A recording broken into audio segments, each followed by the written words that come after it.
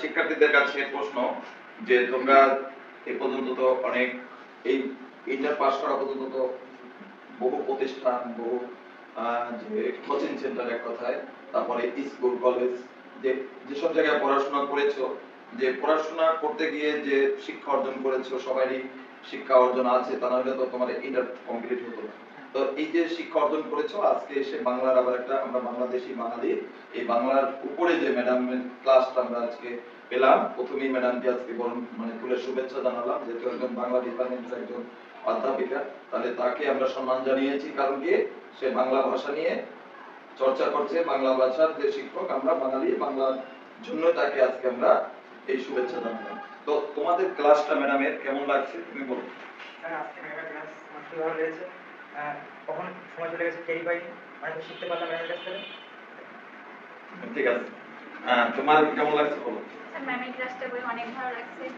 মানে তুমি নতুন কিছু বাংলা সম্পর্কে কিছু নতুন কিছু আইডিয়া হলো, বা তোমার মনের ভিতরে যে একটা ভয় কাজ করে যে মিশনে কেমন হতে পারে, কি ধরনের প্রশ্ন হতে পারে, তুমি যদি এরকম 3 থেকে 4টা ক্লাস পাও, বেশি ক্লাস লাগবে না, 3 থেকে 4টা ক্লাস করলে এইটার পরীক্ষা হবে সামনে, আবার ওটার সলিউশন হবে, পরবর্তী ওই দিনকারে যে পরীক্ষার আবার প্রস্তুতি দিয়ে যাবে, পরের দিনে পরীক্ষা নিয়ে সলিউশন করে মোটামুটি আমরা ওখান থেকেই শেষ করে দিলে হবে। ঠিক আছে, বসো। তা ম্যাডামের কাছে আশীর্বাদ চেয়েছো? অবশ্যই দোয়া করি, অবশ্যই আশীর্বাদ করি। হ্যাঁ, তুমি বলো, পূজা বলো যে তোমার কেমন লাগছে। ম্যাডামের ক্লাস তো অনেক ভালো লেগেছে। হয় না, বাংলা সাবজেক্ট আমাদের কাছে অনেকের অনেকভাবে কঠিন মনে হয়, বিশেষ করে ব্যাকরণ সাইডটা অনেক কঠিন মনে হয়। তো ম্যাডামের ক্লাস করার পরে মানে অনেকটা সহজ হয়ে গেছে। ম্যাডাম অনেক সহজ পদ্ধতিতে সবাইকে বোঝানোর চেষ্টা করে, আর অনেক সহজ পদ্ধতিতে আমাদেরকে বুঝিয়েছেন, এবং আমরা বুঝতে পেরেছি কখন সময় কেটে গেছে বুঝতে পারিনি। আর আমাদের এখনো পর্যন্ত এনার্জি আছে যে আরো ক্লাস করতে পারবো। তো ম্যাডামকে অসংখ্য ধন্যবাদ, আর আপনি আশীর্বাদ করবেন আপনার এই বোঝানোর মাধ্যমে, আর আমরা যেভাবে করছি এভাবে যেন এগিয়ে যেতে পারি সামনে। ধন্যবাদ। আমরা এবারে একদম সেকেন্ড টাইম প্রার্থী, তার কাছ থেকে আমরা জানতে চাইবো তোমার তো অভিজ্ঞতা এই 3 জনের চেয়ে বেশি আছে, কারণ তুমি এটা এডমিশন ফলো করছো গত বছর, ফলো করে প্রায় 25-26টা বিশ্ববিদ্যালয়ে অংশগ্রহণ করে তুমি চান্স অর্জন করতে পারো। আসলে ওই সময় আগের চিন্তা ভাবনা ছিল কি তোমার এডমিশনের আগে, যে আমার একটা চান্স হয়ে যাবে, বা কোনো বিষয় না, স্কুলে যেমন পরীক্ষা দিছি আর ওই কলেজে যেমন পরীক্ষা দিছি, একটা বোর্ডে পরীক্ষা দিছি, সাংসা রাজার মতো চলে আসছে, এখানে রাজার মতো একটা সিট চলে আসবে, এরকম আশা করছিল? হ্যাঁ, এরকম আশা করছিলাম যে আমি স্বপ্ন দেখতাম যে আমার চান্স হয়ে গেছে, আমি ভার্সিটির প্রথম দিন আমি একটা সুন্দর মানে একদম মিছিল করে যাই, একদম একটা স্বপ্ন থাকা ভালো। আমি যাচ্ছি, আমার দিকে সবাই তাকাচ্ছে, আমি নিজের একটা রোল উপস্থাপন করতাম, যেমন মতো আমি সবার থেকে আলাদা, নিজের আলাদা করে রাখতাম। আর স্বপ্ন দেখতাম, অনেক বড় বড় স্বপ্ন দেখতাম যে আমি দেখতাম আমি রাজশাহীর আইনে পড়তেছি, রাজশাহীর আইনে পড়ার জন্য যতটুকু ক্যাপাসিটি দরকার আছে ততটুকু পড়বো। আমি ফার্স্ট টাইম কি করছি, আমি সারাদিন কোনো সময় কষ্ট হয়নি, এনার্জি লস হয়নি, কারণ স্বপ্ন ছিল, আর স্বপ্ন ধরেই আঁকড়ে গেছিলাম যে মনে হচ্ছে করে স্থিরে চলবো, তারপরে যাবে হবে। কিন্তু আমি ফার্স্ট টাইম দিয়ে আমার ভিতরে দুঃখ বোধ আসেনি, কারণ কি আমি ফার্স্ট টাইম একটা জিনিস ইমাজিন করতাম যে চান্স না হলে আমি বলতে পারি যে আমি কষ্ট করছিলাম, যাতে আমার নিজের স্যাটিসফ্যাকশন রাখতে পারি।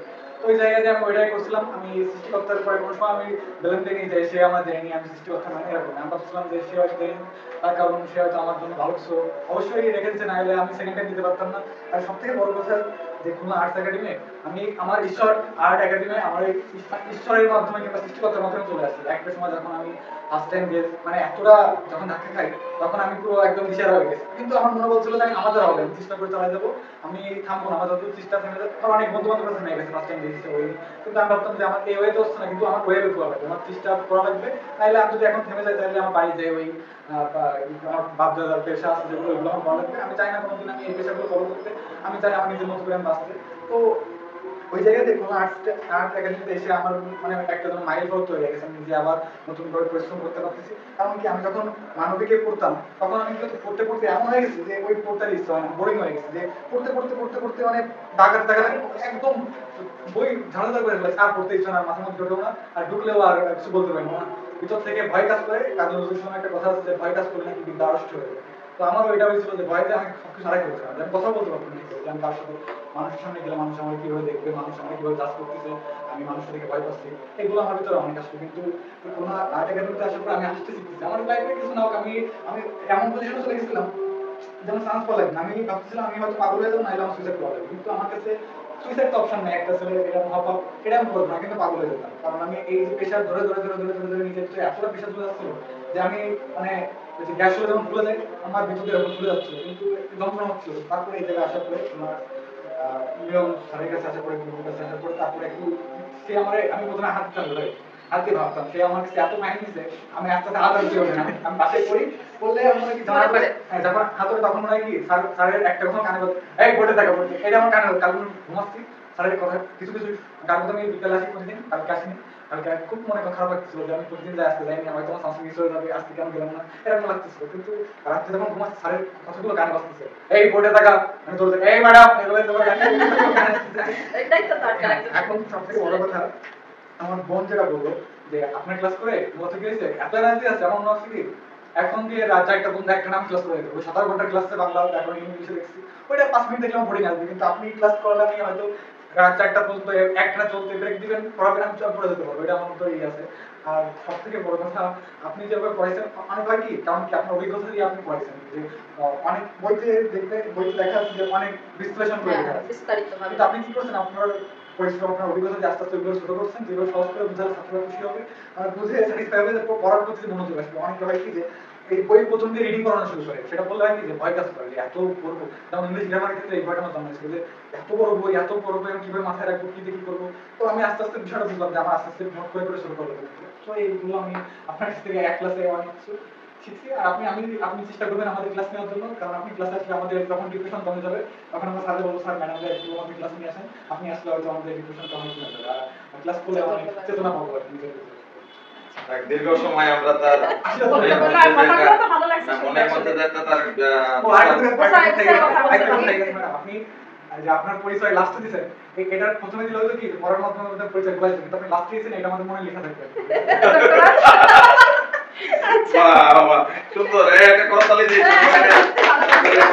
সবাই ভালো বলছে, তারপর তার আমার মনে মধ্যে হচ্ছে এই কথা না, ওর মধ্যে তো অভিজ্ঞ আছে, সময় মানে ভর্তিতে আসছে, অভিজ্ঞতা বেশি হবে। ভর্তিতে আসছে এসে কথা বলতে পারতেছে না, দেখি যে অ্যাবনরমাল একদম টোটাল যে অ্যাবনরমাল, তখন আমি বলছি যে তুমি কি সেকেন্ড টাইম, তখন বলছি যে আর এমন ভাবে ওর উপরে আঘাতপ্রাপ্ত হয়েছে, কারণ যারা এই এডমিশন দিয়ে চান্স পায় না, তার বন্ধু বান্ধব পর্যন্ত তার ছেড়ে দেয়, মানে বন্ধু বান্ধব মেসেঞ্জারে যার সাথে অল টাইম কথা হতো, দেখা যায় যে যেই চান্স পায় না তাকে টেক্সট করে, সে টেক্সট দেখে না, মানে ইও করে অ্যানসার তো দূরের কথা, মানে ওই কি বলে সিন করে না, সে সিন পর্যন্ত করে না, এমন ব্লক দিয়ে দিতে আমরা দেখেছি যে চান্স পেলে পরে এটা হয়। তোমরা কিন্তু যতই বন্ধু আর বান্ধবী মনে করো, এটা কিন্তু হয়ে থাকে। তাহলে এটা কিন্তু সাগরের কাছে অনেকটা ঘটে, কিন্তু সাগর আঘাতপ্রাপ্ত হয়ে কিন্তু আমার কাছে এসে কথা বলতে পারছে না। তা বলছি ঠিক আছে, তুমি কালকে আসো, যদি তোমার এখানে পড়তে চাও এটা ছবি তুলে নিয়ে যাও, আমার এখানে পড়তে গেলে এই 24টা নিয়ম তোমার মেনে পড়তে হবে।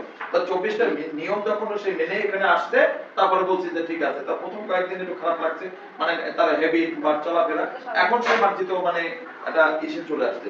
তো আমরা জানলাম যে ফেল করা একজন, মানে পিছিয়ে পড়া একজন শিক্ষার্থী আবার উঠে দাঁড়াবার যে তার বহিঃপ্রকাশ আমরা দীর্ঘ সময় শুনলাম, আমরা তার কাছে তার সম্পর্কে আমরা জানলাম। তো আপনারা সবাই তাদের জন্য শুভকামনা করবেন।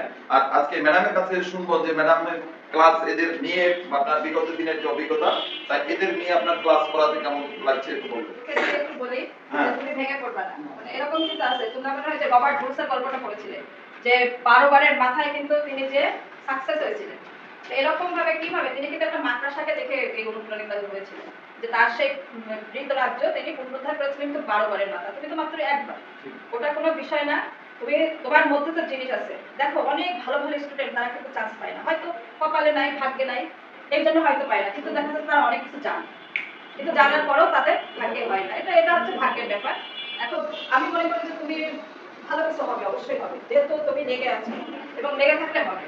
আর ওই যে একটা কথা আছে না, failure is the pillar of success, আসলে তাই। সাকসেসের মানে ফেল যদি করো, তাহলে কিন্তু তোমার সাকসেস আর কিন্তু বেড়ে যাবে, তাই বেড়ে যাবে 100%। এই জন্য কখনোই মন খারাপ করবে না, তুমি আরো এগিয়ে যাবে, আরো পড়াশোনা করবে। তুমি বলে আমার কোনটা সমস্যা আছে, আমি সেইটাই ভালো করে দেখি না কেন, দেখবা যে তোমার হয়ে গেছে। আর সত্যি তোমাদের সাথে ক্লাস করে আমার খুব ভালো লেগেছে, আমারও মনে হচ্ছে যে তোমাদের আরেকটু পড়াতে পারলে মানে আরো ভালো লাগতো। ঠিক আছে, আরো একদিন তোমাদেরকে আমি দিব হয়তো সুযোগ, ঠিক আছে? আর তোমাদের সবার সাথে কথা বলে বা তোমরা আসলে যথেষ্ট ভদ্র, যথেষ্ট মার্জিত, আমার খুব ভালো লেগেছে তোমাদের ক্লাস। আমরা ম্যাডামকে আবারও কর্ণাটকের পক্ষ থেকে ম্যাডামকে ধন্যবাদ জানাই। ম্যাডামের দীর্ঘ সময় যে এখন বাজে কত, প্রায় 3 ঘন্টার মতো, আমিও যে মানে তোমাদের সাথে ক্লাস নিতে এত মানে সময় চলে গেছে, এটাও কিন্তু আমি 10টা 11টা 12টা 1টা, তার মানে 3 ঘন্টার সময় তার একটানা ক্লাস। শিক্ষার্থীরা সময় কখন চলে গেছে, বাট আমাদের আমি যদিও 2-3 বার ম্যাডামকে বলছি যে কখন ছুটি দেবেন আর কত পড়াবেন, তো ম্যাডামকে ধন্যবাদ যে তাদের লক্ষ্যে পৌঁছে দেওয়ার জন্য, যে তাদের স্বপ্ন।